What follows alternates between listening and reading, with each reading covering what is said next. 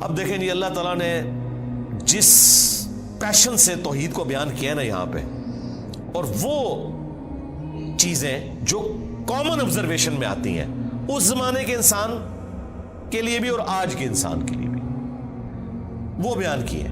جو میں نے آپ کو سٹارٹ میں کہا تھا سورہ یونس جو ہے آپ سمجھ لیں سورہ توحید ہے، اس کا ڈومیننٹ فیکٹر توحید ہے. قل من یرزقکم من السماء والارض، اے نبی ان سے پوچھئے بھلا بتاؤ تو کون ہے جو رزق دیتا ہے تمہیں آسمان سے اور زمین سے، آسمان سے پانی برسا کر اور اس کے ذریعے زمین سے کھیتی اگا کر. یہ اس زمانے میں بھی لوگوں کو پتا تھا کہ یہ کوئی بزرگ بابا نہیں بارش برسا سکتا، آج بھی لوگوں کو پتا ہے کوئی نہیں برسا. دیکھیں جب بارش نہیں ہوتی سارے بابے فیل ہو جاتے ہیں، ہاں ڈیم خالی ہو جاتے ہیں، بابے فیل ہو جاتے ہیں. وہ اللہ کی مرضی بارش دے نہ دے. امن یملک السمع والابصار، بھلا بتاؤ کہ کون ہے مالک ہے جو کان اور آنکھوں کا. اللہ نے کان بھی بنائے آنکھیں بھی بنائی، کوئی اور مالک ہو ہی نہیں سکتا. اچھا مجھے بتائیں یہ بزرگ جب ڈورے ہوتے ہیں وہ بھی ڈیوائسز لگواتے ہیں، ہاں ان کی آنکھیں جب کمزور ہوتی ہیں کیا انہوں نے اینکیں نہیں لگائی ہوئی؟ جتنے یہ غوث وقت ہے نا اس وقت سب کی اینکیں لگی ہوئی ہیں. ہاں الیاس قادری صاحب بھی جب انہوں نے کچھ پڑھنا ہوتا ہے نا وہ کہتے ہیں مجدد بھی ہیں اور غوث وقت بھی ہیں اس وقت بریلویوں کے، اینک لگاتے ہیں. کیوں لگاتے ہو اینک؟ تم تو دلوں کے بھی چھپے ہوئے راز جانتے ہو، سامنے چیز آئی ہوئی نہیں پڑھ سکتے. ابھی تو انجینئر صاحب نے اپنا فارمولہ نہیں رکھا میکینیکل انجینئرنگ کا، مشین ڈیزائن کا. تم جو اردو میں لکھی ہوئی باتیں ہیں وہ بھی انگریز کی بنائی ہوئی اینک کے بغیر نہیں پڑھ سکتے.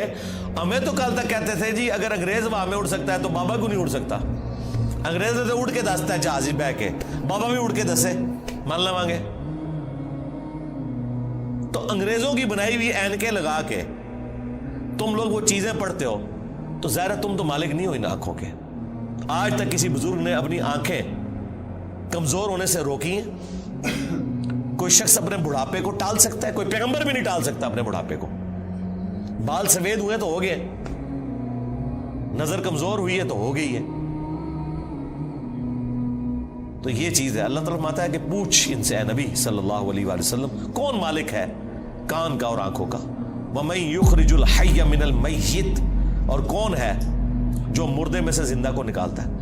بظاہر زمین مردہ ہوتی ہے اس میں سے زندہ کھیتی نکلتی ہے. بظاہر انڈا ہماری کامن آبزرویشن کے اعتبار سے مردہ ہوتا ہے، اس میں سے چوزا نکلتا ہے. ویسے تو وہ مردہ نہیں ہے لیکن قرآن چونکہ لٹریچر کی زبان میں کامن آبزرویشن پہ بات کر رہا ہے اس اعتبار سے تو وہ بظاہر ہل جل نہیں رہا. ایک بیج اس کے اندر زندگی ہے لیکن بظاہر مردہ ہے، اس میں سے 6 ارب گنا بڑا درخت نکلتا ہے. وَيُخْرِجُ الْمَيِّتَ مِنَ الْحَيِّ،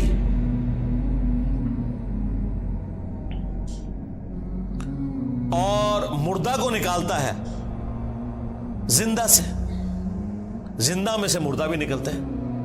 یعنی مرغی انڈا دیتی ہے، بظاہر یہ بات ہو رہی ہے، میں سائنٹیفک لینگویج میں بات نہیں کر رہا، لٹریچر کی زبان میں بات کر رہا ہوں. زندہ درخت میں سے، اور وہ بھی زندگی اب سائنس ہمیں بتا رہی ہے. قرآن تو پہلے ہی کہہ رہا تھا کہ درخت زندہ ہے، کھیتیاں زندہ ہیں، لیکن اب ہمیں سائنس بتا رہی ہے ان کی فیلنگز ہیں. باقاعدہ یہ خوش بھی ہوتی ہیں ناراض بھی ہوتی ہیں. پھول مرجھا بھی جاتے ہیں، ان کے اوپر بھی کیفیات طاری ہوتی ہیں. تو آپ دیکھیں اسی میں سے وہ بیج نکلتا ہے، وہ بیج آپ بوتے ہیں ایک اور درخت نکل آتا ہے، ایک اور کھیتی نکل آتی ہے. وَمَن يُدَبِّرُ الْأَمْرَ، اور کون ہے جو سارے کاموں کی تدبیر فرماتا ہے. ظاہر ہے جی بزرگوں کو تو پتہ ہی نہیں، اور جن بزرگوں کو سورج کے سائز کا ہی نہیں پتا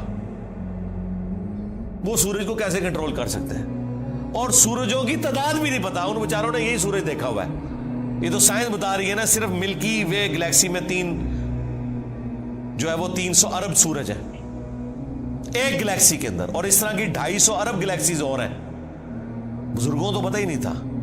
آپ لاکھ کہتے رہیں گے وہ شاہ شمس تبریز نے بوٹی بھون لی سی. دادا کرو کہانیاں ان کی سنیں. فَسَيَقُولُونَ اللَّهُ، تو یہ انقریب کہیں گے اللہ ہی کرتا ہے. یہ دیکھو مشرکین عرب بھی بتوں کو ساتھ شریک ٹھہراتے ہوئے بھی کہتے تھے نہیں اے کام نہیں بت کر سکتے، اے وڈا ہی اللہ کرتا ہے. اور یہاں کہہ رہے ہیں بزرگوں کی ڈیوٹیاں لگی ہوئی ہیں. اندازہ کریں. فَقُلْ أَفَلَا تَتَّقُونَ، تو اے نبی سے فرماؤ کہ کیا تم ڈرتے نہیں ہو اس شرک کے کام سے؟ اندازہ کریں مشرکین عرب اللہ کو مانتے تھے لیکن اس کے ساتھ شریک ٹھہراتے تھے. ہمیں بتایا گیا ہے کہ جی یہ قرآن کافروں کے بارے میں نازل ہوا ہے جو اللہ کو نہیں مانتے تھے، تاکہ آپ کا خیال ہی اس طرف نہ جائے کہ آپ کے بابوں کے بارے میں بھی ان کے ماننے والوں نے وہ عقیدے رکھے ہوئے ہیں جو مشرکین عرب نے اپنے ان بتوں کے ساتھ رکھے تھے، سوائے ایک فرق ہے کہ وہ انہیں چھوٹا آلیہ کہتے تھے. یہ آلیہ نہیں کہتے، اللہ کے بندے کہتے ہیں. ادروائز باقی ساری چیزیں وہی ہیں. اللہ کے نیک بندوں کے نام کے اوپر، فرشتوں کے ناموں کے اوپر انہوں نے بت کھڑے کیے ہوئے تھے. کام آگے یہ وہی کر رہے ہیں، لیکن وہ ایک فرق جو ہے نا وہ اس کو اتنا اجاگر کرتے ہیں کہ نہیں جی وہ تو ان کو چھوٹا معبود مانتے تھے، ہم اپنے ان بزرگوں کو معبود نہیں مانتے. تو اس کا جواب پھر میں نے دیا تھا سورۃ المائدہ کی آیت نمبر 75 میں. اللہ تعالیٰ نے جیزس کرائسٹ عیسیٰ ابن مریم ان کی ماں کی مثال دے کے کہا ہے کہ ایسی ہستیوں کو پوجتے ہو جو نہ تمہارے نقصان کے مالک ہیں نہ نفع کے.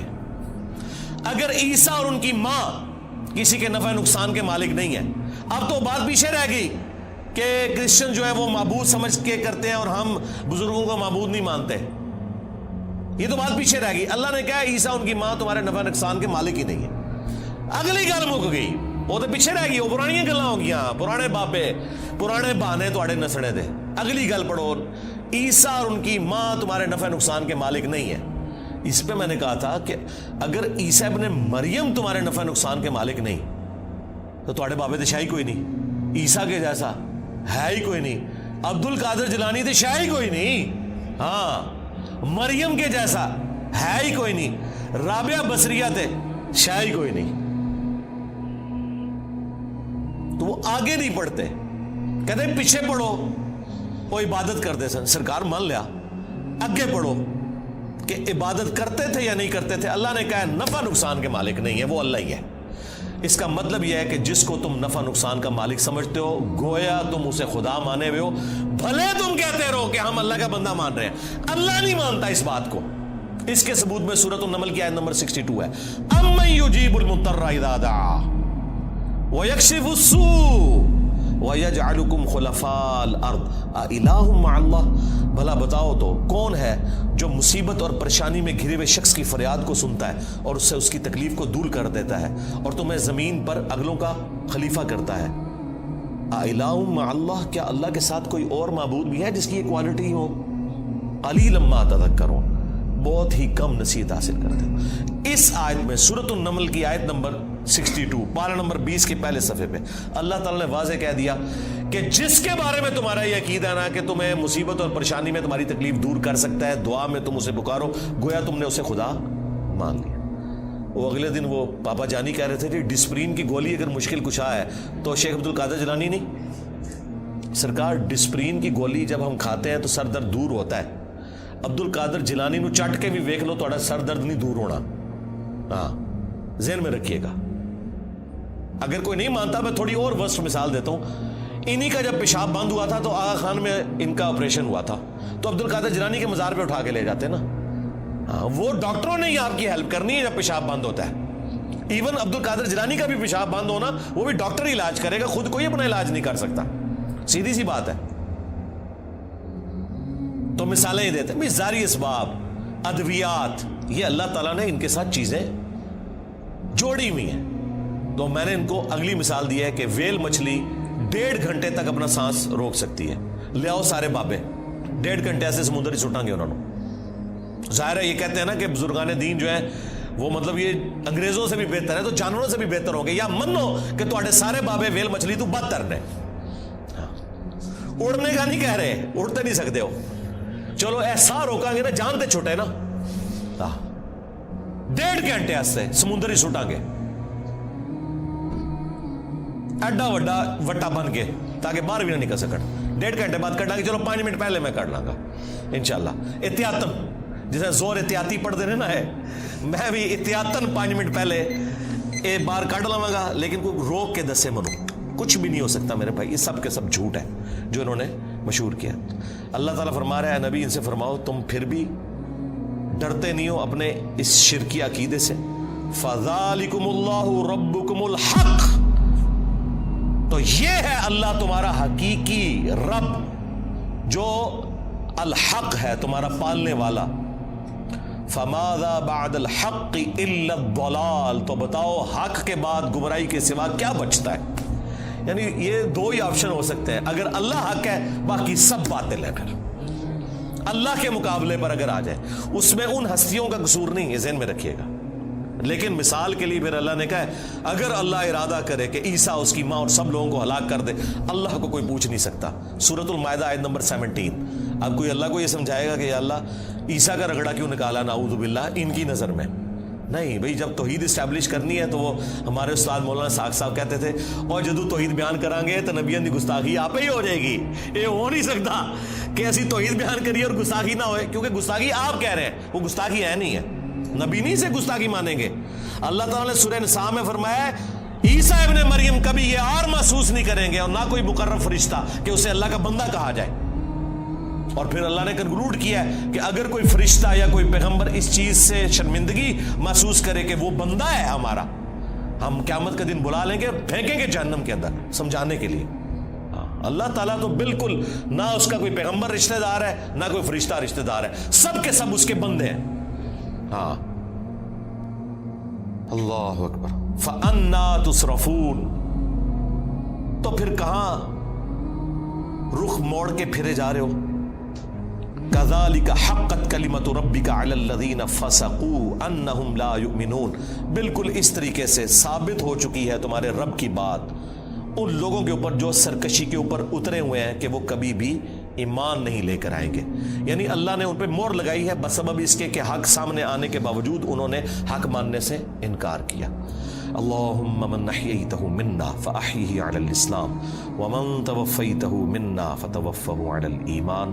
سبحانک اللہم وبحمدک اشہد ان لا الہ الا انت استغفرک واتوب الیک وما علینا الا البلاغ المبین۔